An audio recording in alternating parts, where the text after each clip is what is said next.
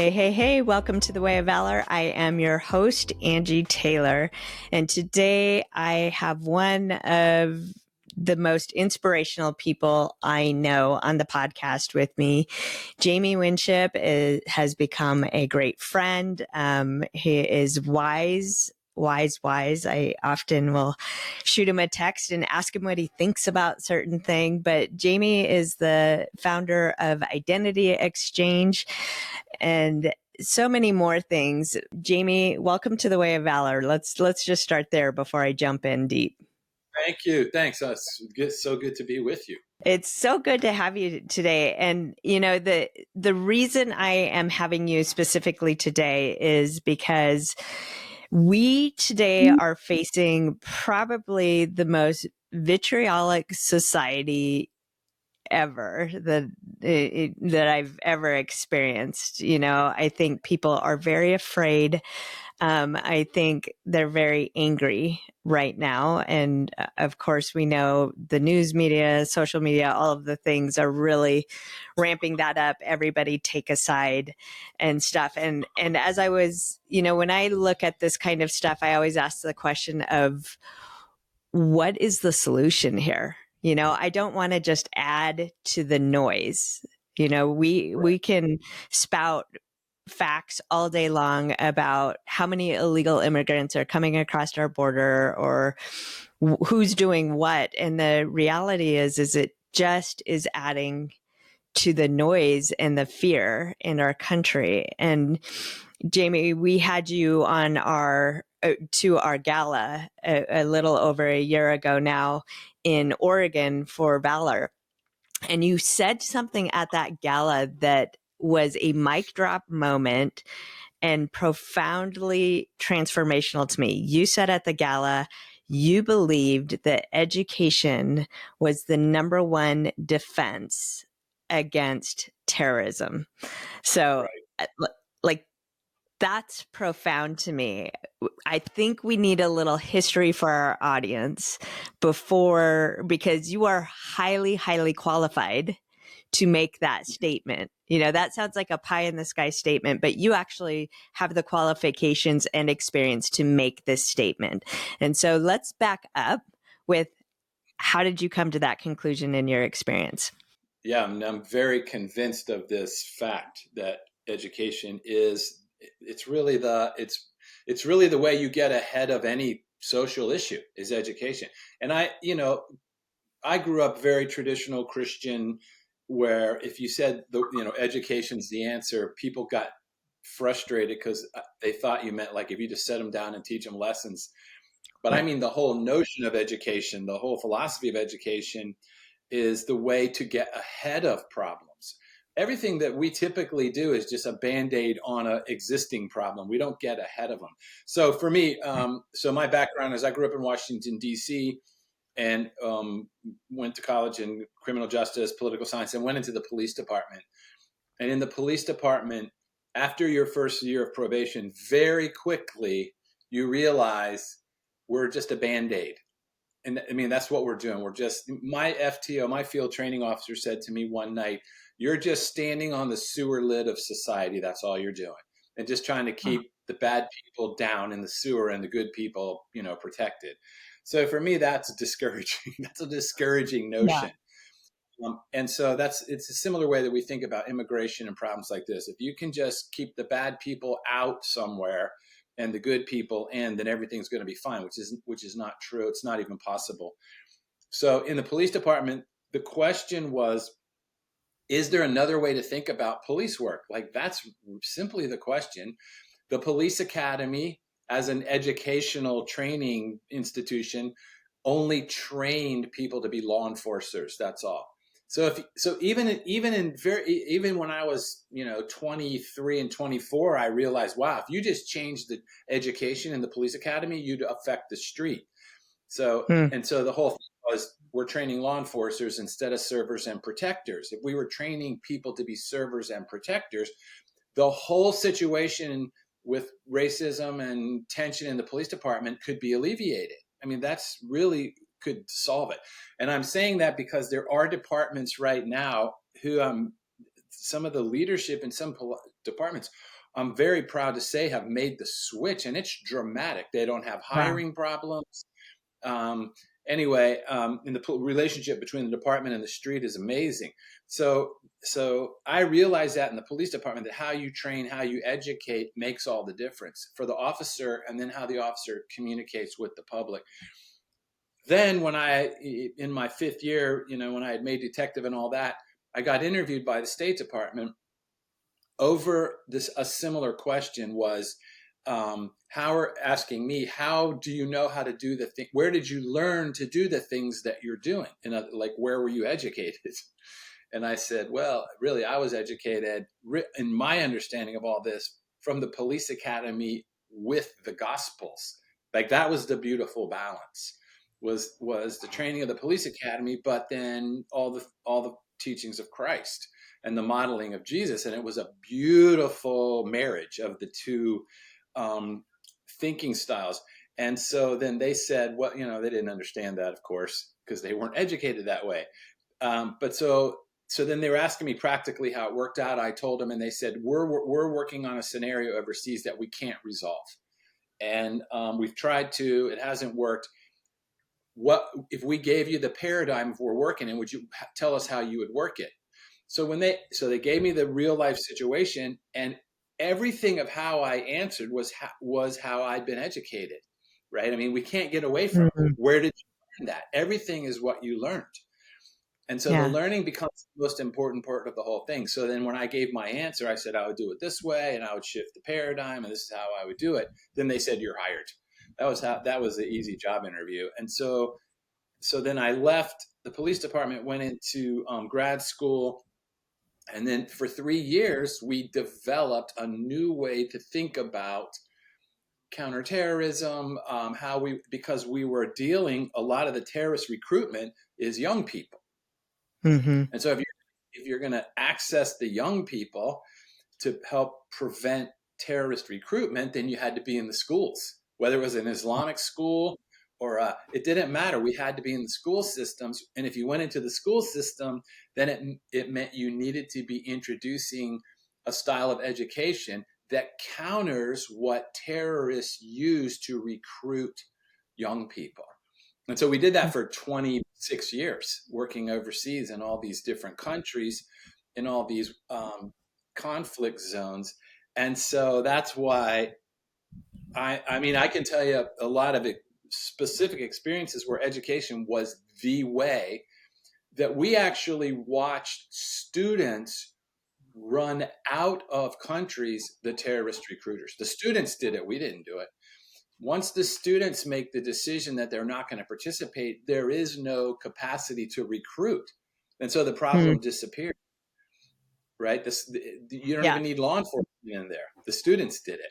Yeah, which is so profound, but it makes sense. I mean, when you look at where our country is today as a nation, the things we're voting on, whether it's abortion or anything, a lot of that was trained through the education system. A lot of it was, and so when you are talking about education, I think it is important to unpack what that means, because you're not talking about status quo education when you talk about education.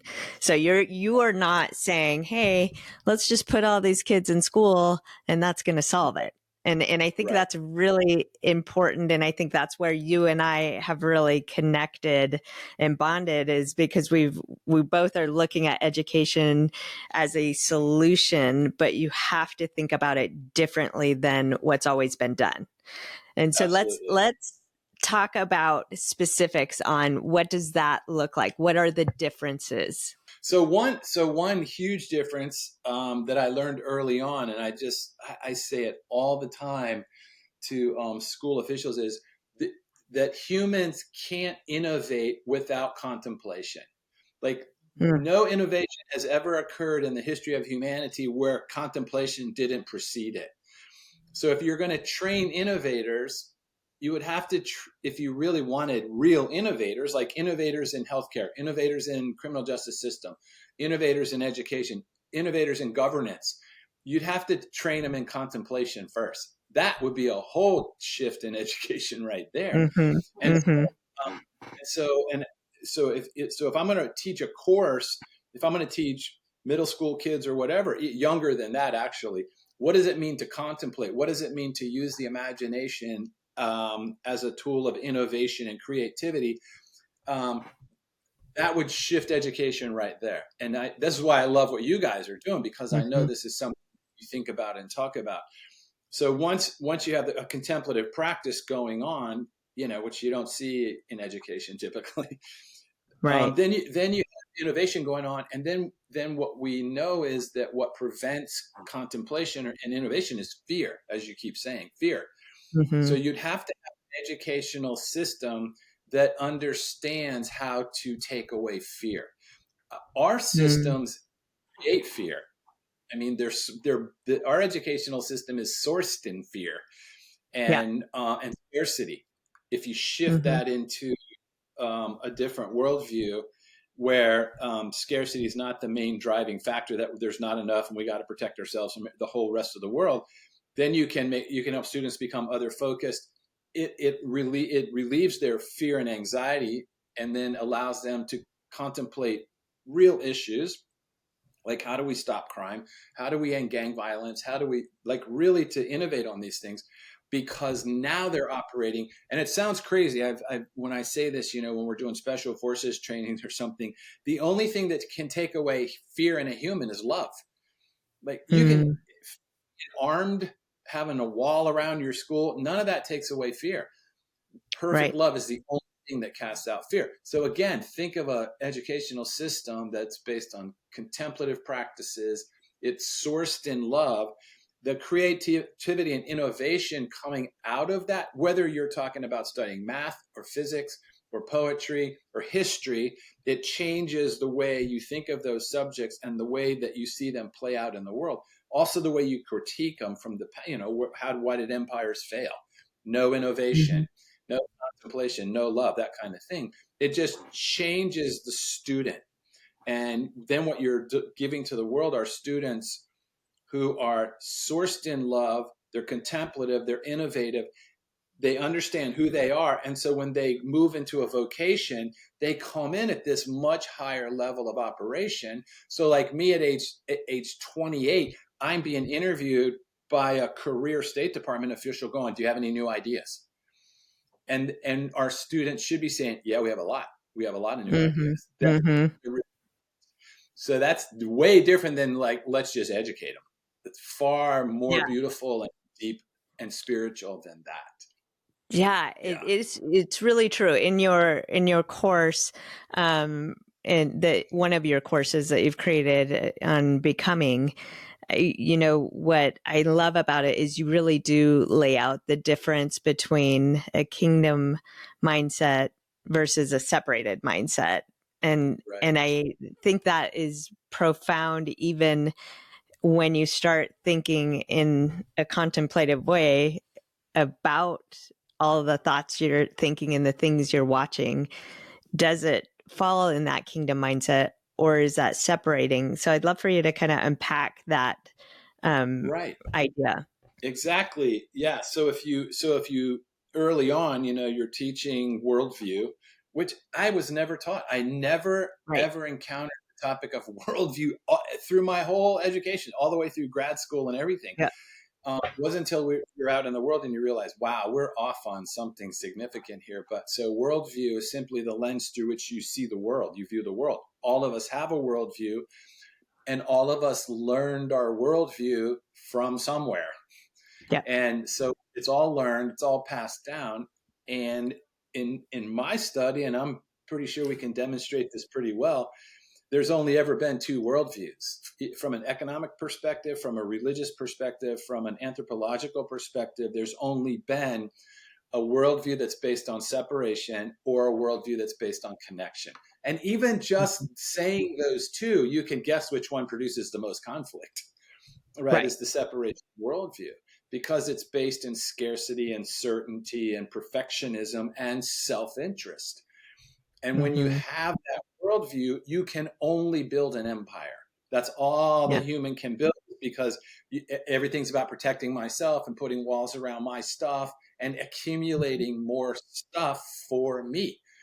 The connection worldview, which is the one that's really sourced in truth and based on the truth of nature and science, is that everything's interconnected. And when you break that interconnectedness, things start to fall apart and die. So we see it in nature. Everything's interconnected down to the quantum level. And in the connection worldview, it's about there's enough for everyone to be interconnected and share. There's enough. And life's a mystery, and it takes contemplation and innovation. And it's not about perfection. It's about failure. Failure is learning. Failure is okay. We can relax. We don't have to be afraid of measurements and perfectionism. And then this allows me to be other focused. Once we, I had a conversation yesterday with some teams working in the Middle East right now in the middle of this horrendous conflict. And we're dealing with teams that are working both sides, Hamas and Israel. They're going back and forth working, and they're not having any impact. And it's because of how they're educated. And they're career foreign policy people, but they only know the separation worldview. And so for 90 minutes, I just walked them through what we just did together right here. Wow. And it was like a light bulb going off for them. It's like, of course, Hamas is going to fight to the death. And of course, Israel's going to fight to the death because they're both operating in scarcity separation worldview. They don't have an alternative to it.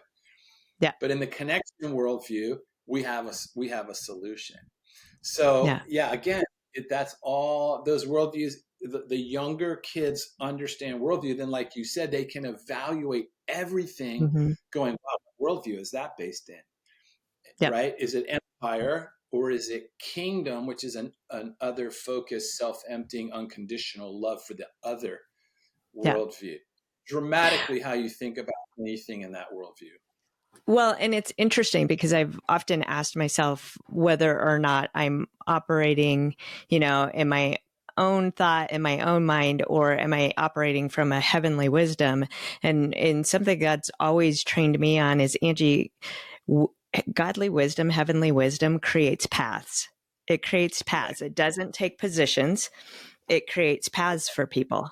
That's how you know you've connected with a godly wisdom is you're building pathways for people to reach to. I'm curious though, Jamie, why do you think fear seems to be the biggest seller? When I'm working with my social media team and they're talking about all the things we can do to increase our audience, I am forever saying, no, I'm not going to do that. I'm not going to add to the noise. I'm going to my number one goal is not just to get follows and likes, and find people who agree with me. My number one goal is, can I help you think better about the world around you and add your unique value to the world around you? But it's not near as popular. Why do you think that is? Why do you think that is? Yeah, I think it's because we live in this kind of deception that more is better. Automatically, more is better. More, if we can get 50,000 people in a stadium that all cheer for the same thing, that somehow we're having this great victory. But historically, that's never been the case. It's true. I ask students all the time, how many people did it take, to come up with Newtonian physics and change the whole world? Yeah, or how many people does it take to turn a nation? If you're reading the scripture, it's rarely more than two people. Yeah. It's usually one, And so I think the deception is, well, I can't do it by myself. I'm not enough. There's the scarcity worldview right there. One's not enough. I'm not going to be enough. I'm not smart enough. So I'll never be enough. So if I can just get a big mob around me, all shouting the same slogans, that's gonna change everything. It's just not true.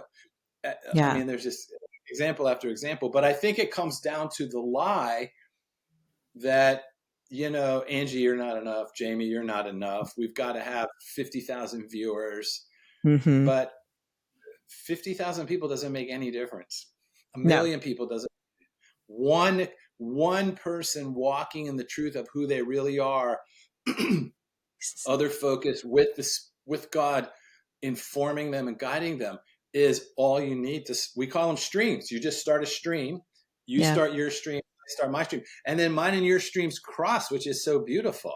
And then you have a wide brook, as you're saying, and they're all moving forward. Right? It's not like let's wall this thing up and dam this thing up so we can just keep our own. That's the death of it all. Yeah. Yeah.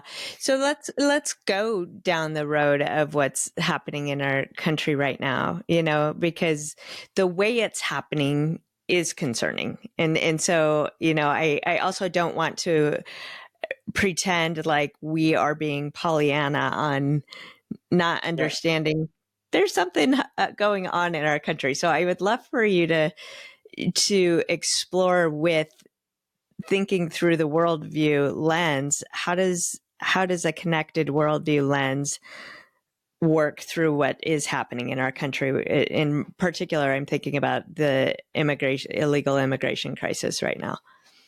Yeah. So, well, yeah. It's like so all living systems can only organize around identity. Identity is the only organizing principle for any living system anywhere. So we know that identity is the most important thing for any living system to function in the way it's intended. If the identity is right, it functions correctly, open, reciprocal, mutual, all of that. If the identity is corrupted, it becomes parasitic and cancerous. Like that's just science. Yeah. So, Good. So that means if we're talking about immigration or anything, we have to be talking about identity. So if people are streaming across my border, let's just say completely unregulated, what I would be doing, like, what are they looking for? What do they want? This is how gangs recruit all the time. And we're working on a documentary on human trafficking right now, and human trafficking in the US is mostly kids from decent families with no identity and no sense of value, just being lured into belonging. That's all they're being lured into. You're beautiful. We'll give you money. We'll take care of you. We love you. And boom, they're gone. This is how, and I mean, it's astounding. The statistics are not people being kidnapped off the street and forced into they don't need to do that. It's kids with no identity and no sense of value, and traffickers trained to tap into that. So you can't recruit, you can't criminalize a person who knows their identity. Oh, and so say that again. Say that again. Well, that was powerful. Yeah, you can't criminalize a person who has a sense of their true identity. See, that's really what we're afraid of. So if you want to, anyone looking at the whole immigration problem is looking at it from a worldview of scarcity. So their reaction to it, shut it down, close it off, but it doesn't deal with any of the real systemic issues that produce these kind of huge human migrations, right? And so we're never getting in front of the problem. We're always just behind it. So I'll give a smaller example. So, I was at this big function in DC, lots of famous people, and I got really frustrated with it because it was just a celebrity event. And so I was walking to the hotel where they were hosting it, and I said to God, show me a person that you say is important. Like, I know the world says these people, but show me someone you say is important. And I went all the way down to the bottom floor. I walked through the kitchen, out the back of it, and there was this guy, African-American guy, sitting by himself on like a barrel or something. And I felt like the Lord said, that guy's important. So I went up and I started talking to him. And I said, hey, listen, I've been walking around. I'm just asking God who's important here. And he said, you. And the guy said, God told you that I'm important? And I said, yeah. So this is his first identity. We become really good friends. This is his first identity statement he's ever said about himself in the positive. I am important. Right. That's an identity statement. But his whole life is, I'm unimportant. This is why I sit down here where I do, and it's why his whole life is criminalized. And so he told me that when he was 9, his father died, and his mom came to him and where they lived and said, you're now in charge of the family economically. He's 9 years old. No time to grieve. Your dad's dead. And he said the next day, the Bloods brought groceries and money to their house. Mm. In and said, we will take care of you and your mom for the Mm-hmm. rest of your life. We'll give you identity. We'll give you belonging. We'll give you protection. All you need to do is carry this envelope to those guys over there. And he's in the life. He's in the life. Wow. Wow. But we could have done that to him. We could Yep. have programs to do that, but we don't have them. But the Yep. Bloods and the Crips do have them, and the traffickers Yep. do have them. Yep. And so if you want to have an immigration policy, we would be in the other countries actually working on identity, working on wholeness and resiliency. And anyone that comes into our country would be right into educational programs on those issues. Wow. Because Wow. like I was, when we used to work with Palestinians who were being recruited into terrorism, they would get their identity from the security wall that the Israelis built around their neighborhood. They were getting their identity from the wall, which was trapped in criminals and prisoners and victims. Mm-hmm. And so we would say to them, the wall is not your identity. Look up higher than the wall. Israel's not your identity. The U.S. is not your identity. Higher. Look up higher. Look into the sky. That's where your identity is. And that's the limit to the truth of who you are. And once their eyes were up there, they would begin to innovate legal, creative ways to get out of that trap. And they've done it. They were the ones that threw out the Wahhabi, threw out the recruiters out of their neighborhood.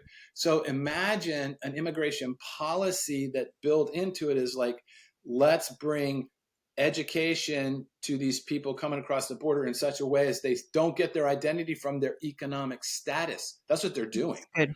Yep. Like I am poor. Over here, I am rich. Those are identity statements, both of which are false, and both are which to say I am rich is a comparison statement based on something you learned from the empire. The kingdom never calls rich and poor. That those aren't identities in the kingdom of God, right? And so if you're going to work immigration, and like this guy I met in the hotel, I worked with him. I flew to the city he was from.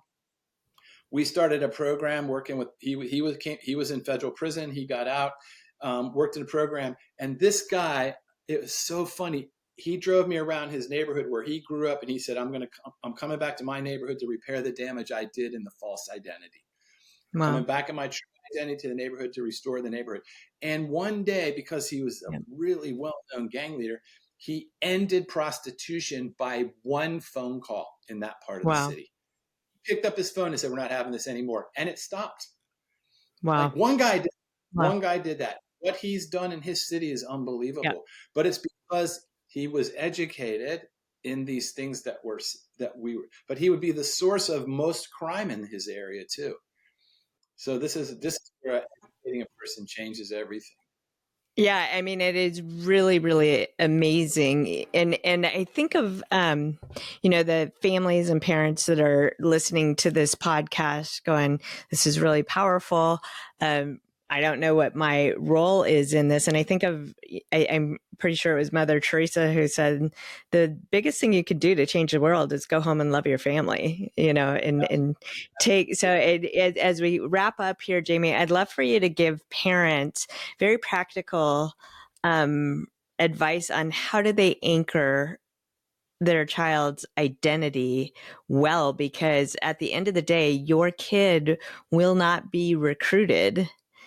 That's right. For nefarious purposes if they have anchored their identity well. So how does a parent do that? Yeah. So just so parents know, so like our three sons who are now in their 30s all went to university in the US with us living in another country. And so we were never afraid, and they went to very liberal, universities. We were never afraid that they would lose their faith in a university, because if a university can take away your faith, you never had it. So what protects kids is to get their identity from God. And when they're young, it's teaching them how to fix their imagination creatively, innovatively on Christ. Like, what does God want you to know right now? Tell me what you see when you imagine Jesus in the situation you were just in. Just teaching them how to use the eyes of their faith as real, and then teaching them how to handle negative emotion. Negative emotion is their invitation to transformation all the time. It's every human's invitation to transformation. When they're afraid, when they're angry, okay, how does it make you feel in that situation? It made me feel like I was stupid or unseen. These are the false identities creeping. Okay, let's ask the Lord, Jesus, what do you want me to know in that situation? And teach them how to use the negative emotion as a warning system to protect them from wrong belief. That's the beauty of it. Okay. And then once they know how to manage it, then the negative emotion, they can like deal with it quickly, and then the lies don't gain traction in them. So Yeah. my oldest son, when he's a lawyer now in Dubai, and he was a sophomore at American University taking a philosophy class, which was about as anti-God as you can get. And I called him one day and I said, how's the philosophy class going? And he said, oh, it's great. I got booed all the way through my speech the other day. And I said, how'd that make you feel? And he said, it made me feel great because I'm learning how to hold my faith in a room that's counter to it. And he said, and it's teaching me how to communicate it in a way that they can receive it. That's what you want your kids saying. It's not a war. That's powerful. A fight. He's with kids that don't know their identity, and he gets to be a light to them. But if he gets his identity from whether they like him or not, he can't be a light in the darkness for them.